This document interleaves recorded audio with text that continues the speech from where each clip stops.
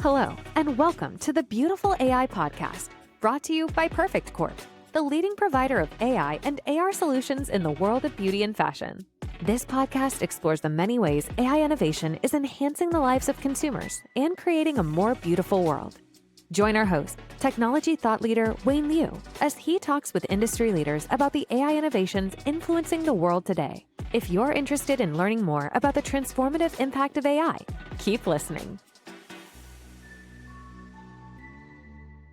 I'm so delighted to see everybody's here and welcome again. And we have a record-breaking attendance. I guess probably like 500 people or something, record-breaking. The reason why you are here, because we are experiencing a seismic transformation. So Louis to talk about paradigm shift. I will make it even more dramatic. Okay, so seismic shift. Okay, so something used to work, it's not working anymore. SEO. Something you think is still far away, right now it's your doorstep, like AI. So we are actually in the best of the time and then also in the worst of the time. So remember that quote from Charles Dickens, and follow on that is, we are at the age of wisdom and we are at the age of foolish. So today, it's my true pleasure to have someone to share the wisdom of digital beauty transformation. I'm so happy to invite my guest, who is not only the most influential people in the digital beauty, but also my longtime friend, Angelica Munson, who she is the global chief digital officer. Okay, because I'm so excited. And being her tenure in the Shiseido, she actually been the chief digital officer and also the president of the Center of Excellence and also the SVP of the e-commerce. So they'll have a welcome, to Angelica to be with me. Thank you so much. Thank you. Yes, please. I'll see here. Hi, everybody. I'm so glad to be here. I'm so happy to be here. Go ahead. Yeah, I started my career at Shiseido in New York City, and we started the Center of Excellence here in 2016. So it's great to be back. I now am an expat living in Tokyo, working with our marketing teams, our technology teams, and our digital teams. And one of our very trusted partners since 2017 has been Perfect Corp. Yes, it's been a long time. So Angelica, as I said, she actually is being like a witness and also orchestra some of this the AI project transformation. And the amazing thing is, it's about 2 years ago. 2 years, it doesn't seem like a long time. 2 years ago, 2023, actually Angelica is in the WWD Digital Forum, and Jenny B5 is interviewed Angelica. I still remember the last question Jenny B asked. Say, hey, Angelica, there's something called ChatGPT. How do you think about that? So it's only been 2 years. How many people are using ChatGPT now? Almost everyone, right? So think about this. That's why I said it's a seismic shift in the beauty, not only the beauty, but also the entire industry. So probably just share with us some of the most exciting AI development you are working on now. So that was, you have such a good memory. Yes, And yes, ChatGPT, I'm using ChatGPT right now. No, I would say what I'm seeing in this space, I think beyond AI, because artificial intelligence is a tool. And I think all of us actually, before even generative AI and now agentic AI, we've been using foundational AI daily, recommendation engines, personalized, product pages. We've been using Amazon for many years. So one thing that when we speak about AI at our organization, and Shiseido, as many of you know, is a 154-year-old enterprise with over 30 brands, and many of those brands are in Asia. So when we think about AI, we know we've been on this journey, and we've been on this journey definitely with e-commerce So now here's a new chapter. And again, AI is a tool, but we look at it more of an organizational capability. And in one of our earlier conversations prepping for this, you asked me, what are the consumer trends? Because really it's about that consumer in the center. And what we are finding, like many of you in this audience, is that personalization is not a perk. It's not like an extra, it's a baseline. And all of these tools is essentially tailoring that hyper-personalization for the consumer. And now it's better than ever. It's real time, it's grounded in data, and you need to definitely train your organization, your e-commerce teams, your personal beauty associates, which are beauty consultants. That's what we call them at Shiseido. And what I'm seeing is efficacy is so important because you have to see that the products work, but it's transparency. So where can AI help you in not only tell you what to buy, but the consumer, like why to buy it? Yes. And I think a lot of the images that Louis showed, gives you that proof to the consumer of what it is that you're recommending. But I think in beauty, we also use AI to explain the why. Yes, absolutely. That's why I said the words of wisdom. You talk about AI in a very different level. Because when we look at the AI, so you start with the corporate training. That's exactly what we need to see, like the three anchors, right? So you have to have a knowledge, and then you have to have a consumer to have a motivation, and you need to have an organization to support. It's a KMO, right? So you cannot miss any of them. So that's why we are not just talking about AI, we need to talk about how to practice AI, especially education inside the organization. That's amazing. Okay, and some very depressing news here. Based on the very conservative research from Gartner, it said like 50% of the AI project fail. And then the even more pessimistic one is from MIT. MIT said only 5%. So corporate pilot success. And why are we here? Everybody talk about AI, but it's only 5% success. Okay, so it's really pessimistic. But I believe the number is number. It's about average. If you want to be that 5%, which can be success, you have to have some tricks, right? So some knowledge. So can you share with us some of this AI project which you orchestrating and it's successful, and why it gets successful? I think I read that MIT study, and I think you have to double click on the headline. And I think not necessarily that the projects fail, but they just haven't scaled yet. And in many of our organizations, sometimes it's one team, and it's not necessarily an end-to-end understanding of the power of this technology, this evolution of this technology. So the first thing I would say is, part of my role is to educate our employees, from people in HR to finance to digital frontline. And one of the things organizations, brands can do is make that concerted effort for education. We have something called the Digital Academy, and in the last 9 years, we've had over 10,000 students come through the academy. And I remember one of our first courses were the basics of e-commerce, because e-commerce was, a threat to, say, brick and mortar or certain retailers, and now it's just part of the journey. And so I believe that this technology and harnessing this technology needs to be taught at the basic level to not just the digital frontline, but everybody. Because again, your legal team needs to understand what it means for privacy laws. Your HR team needs to understand what it means in terms of the hiring of your next generation of workers. Marketers who might have been with you, and definitely at Shiseido, where people have been in marketing or certain roles for over 20 years, that's change for them. So change management is really important. So again, education is first. And I love the slides that were shown before, because it really breaks down the use of AI, generative AI for the right use cases. And coming to conferences like this helps educate yourself, and you can bring that back to your teams.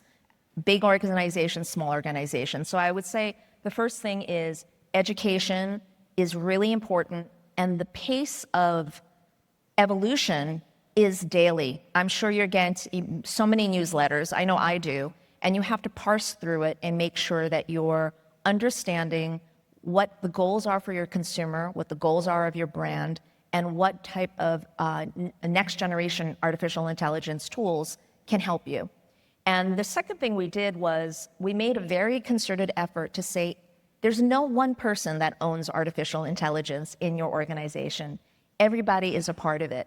So what I did was just facilitate a cross-functional team, the chief people officer, chief creative officer, chief marketing officer, a lot of different people from Supply Network to come together to talk about what are those pain points. And again, our portfolio is over 30 brands, multiple regions, countless markets. And what you do is when you're asking people, what are you trying to solve for? You're finding the same themes come up. Content production, saving money in this capacity. How can a digital twin help me, look at packaging, et cetera. And by doing that, you can really start road mapping what are the important things and where do we need to maybe find a partner or maybe a hybrid solution, kind of build an internal team. So that's how we've started. And as I mentioned before, some of the very tangible pilots are definitely SEO, because AI, EO is so important now that people are utilizing chat services to solve problems. Mm-hmm. And not only, they integrate beauty, but they're integrating wellness, they're integrating travel, weather, et cetera. So those are the things we're doing. And we're also experimenting with agentic services in customer service. Can smarter multimodal opportunities unlock better conversion in customer service? Yes, absolutely. Especially for this multimodal, right? So that's a very hard work. You combine lots of things together and put into the AI engine to make it happen. We will go back to that later. But let's dig a little bit deeper here. Okay, so do you see any, I give you a cue. Do you see any successful project with AI? With the Perfect Corp? With Perfect Corp, well, the beauty about Perfect Corp, and I think a lot of you have been clients or you're thinking about expanding your services with them, you can't always build everything in-house. And it's hard, definitely, to get, talent. And I think this picture, if you forward the slide, is, we have been with Perfect Corp for many years now, and we're in over 30 markets with about 10 brands. And what we're finding is obviously conversion is higher because it's real-time proof of, and it also helps not only the consumer self-serve, but it's helping our beauty consultants in terms of walking somebody through the endless possibilities. So for us, it's an emotional pain point to find your right foundation. And I think that it sounds something so maybe not monumental in your day, but beauty is your skin, your face first. So when you're shade matched properly, and again, this changes with the seasons, you're really putting your best foot forward. And I think in beauty, that's like the power of feeling good, looking good. It makes you confident. And I think something as maybe as simple as finding your right foundation with a tool like Shade Finder has really given our brands more resonance with the consumer. It builds trust with the consumer. So we continue to do this, and the beauty of the tool is that it is turnkey. You can have it in store, in app, on the website, and we'd love to continue to experiment now with all the roadmap that you're developing. If you're interested in this conversation and want to learn more about AI solutions for your business, consider booking a demo with Perfect Corp at www.perfectcorp.com/business. Contact us today and see how our selection of AI and AR solutions can take your business to new heights. Now, back to the episode.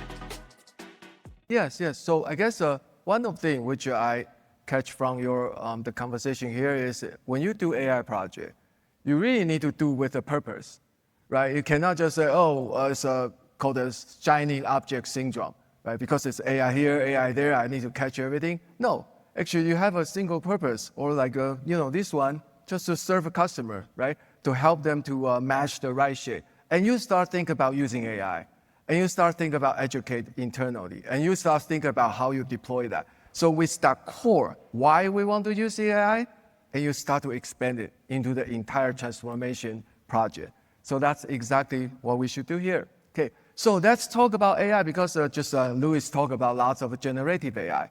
So people sometimes get a little bit confused, AI, analytic AI, generative AI, so it's all that type of AI. So let's focus on generative AI. That has the most potential, but also can be scary because sometimes we out of control. We do unsupervised learning. We don't know what happened. So let's talk about generative AI. How do you see the power and the limitation, and then how from brand perspective, how we should use generative AI? It's a great question, and the slide that you're seeing behind me is kind of I'm not going to say a simple framework, but it's you really have to get back to kind of organizing for the journey. So generative AI, as even you showed in your use cases, it doesn't solve for all the problems. Yes. And so, as I mentioned before, is organizing a cross-functional team to identify what are you trying to solve for your customers, number one. What are you trying to differentiate with your brands, especially if you're coming from an enterprise with a multiple portfolio of brands?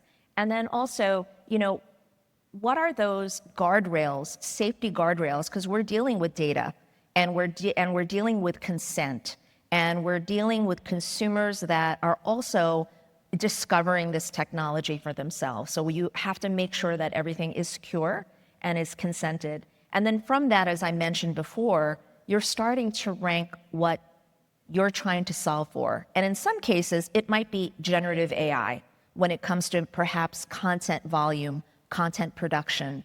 It might mean generative AI for digital twins in terms of your packaging. So it might be that, or it might be basic foundational AI in terms of enhancing a recommendation engine. Yeah, so that's exactly, you need to use the AI with a purpose. You need to know what you want to do, what you want to achieve. It's not everything is about generative AI. You can do foundation AI, you can do analytic AI. So also you talk about something very, very important is it's about the guardrail. So basically how we harness AI, put a guardrail, right? So something like a RAG and all kind of things. So that's exactly what we need to do. We cannot just let it running wild. Okay, so we need to have some control over this. Okay, so talk about this generative AI and all kind of things. What do you see? Do some brave prediction. So if I have a crystal ball, right? So what we see in the next, usually we ask about 3-5 years, but Right. 3-5 years for AI is too long.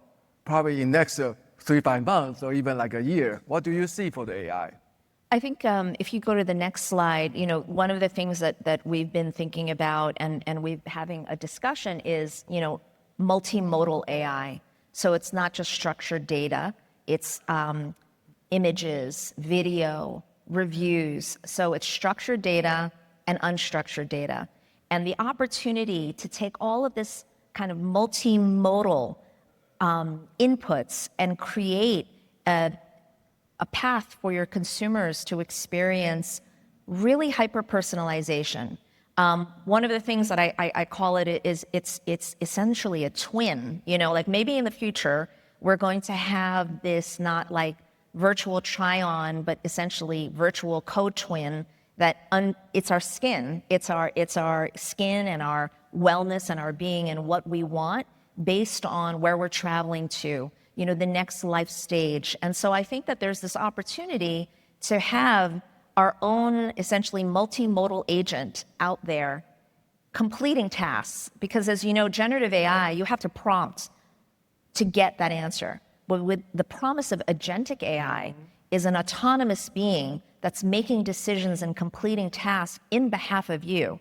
Obviously, this would have to be secure and you would have to consent, but the opportunity where you could have a very smart skin engine out there or beauty engine, interacting with different brands, interacting with different retailers, interacting with different companies depending on what your life stage or your interests are, is really interesting to me. Yes, I'm glad you bring this up because I was in another conference a couple of days ago. We talked about skincare, and then there's a question bringing up. It's like they didn't specifically talk about multimodal, but basically they said, okay, when you do skincare, do you consider like environmental UV light, and where are you location. So exactly just as with our demo, the demo said when I'm going to Egypt, right? But for the agentic AI, probably you don't need to tell them.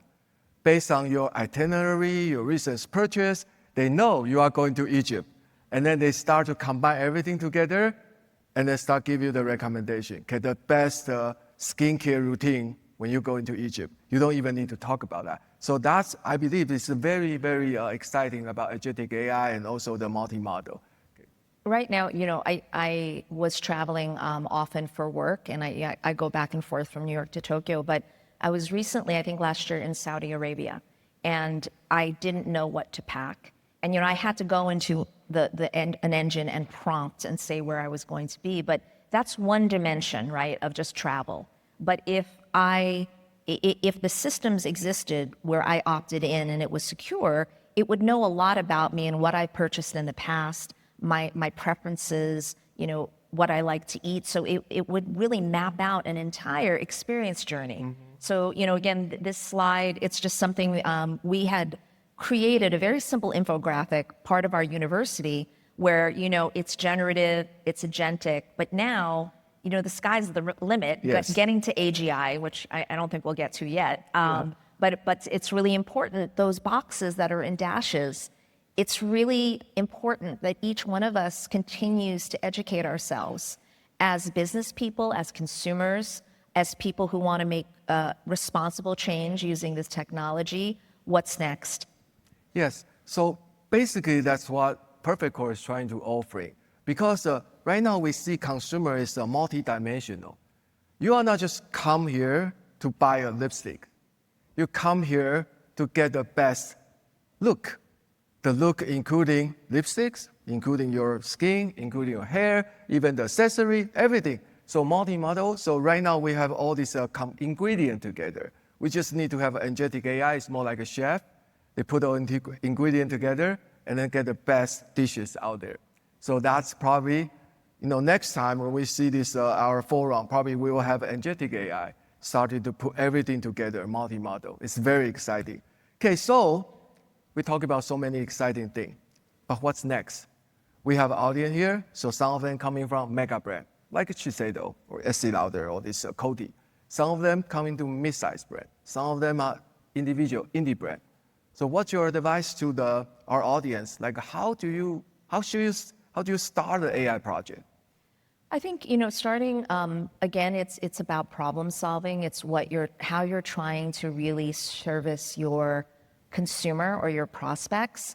And, I just want to say, just observing the different types of categories of teams that are here. There are brands, but there's also medi-spas, dermatologists, people in fashion. I think the opportunity is really a cross-functional collective of people coming together, and we're trying to service our consumer throughout her life journey, not necessarily category. So I would say think out of category and think about that consumer in the center and where you can partner with technology companies, life stage companies like yours, and what talent do you have internally to partner with companies like Perfect. So I would say, I think the future, the sky's the limit with this technology. It's dizzying.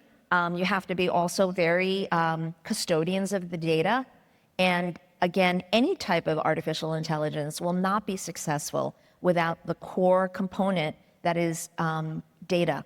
And in beauty, I was asked a question recently about, how do we make sure that we're serving the consumer right?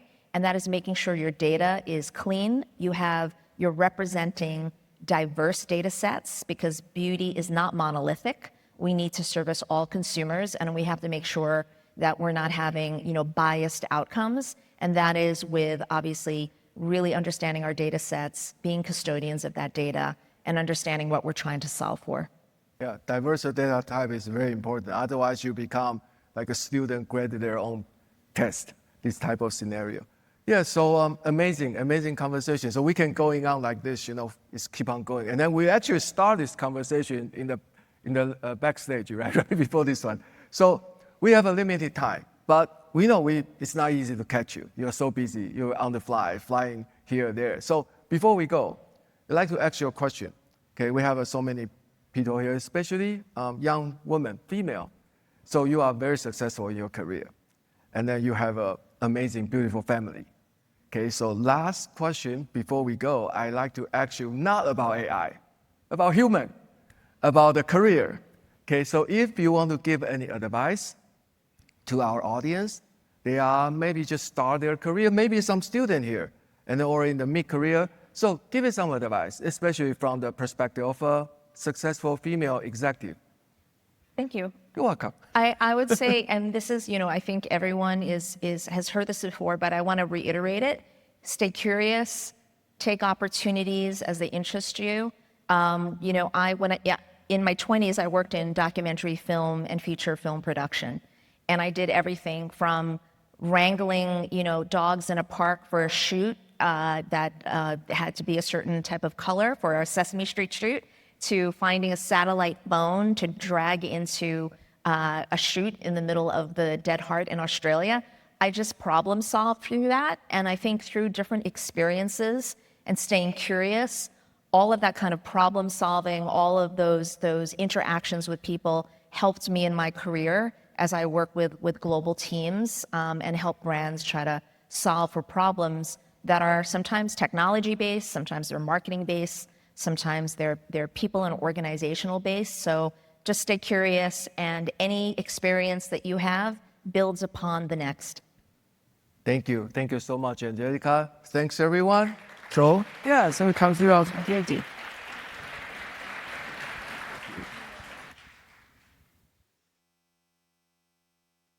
We hope you enjoyed listening to the Beautiful AI podcast. To continue exploring the world of beautiful AI and technology innovation, subscribe to the podcast on Spotify and Apple Podcasts, and be sure to join us for our next episode.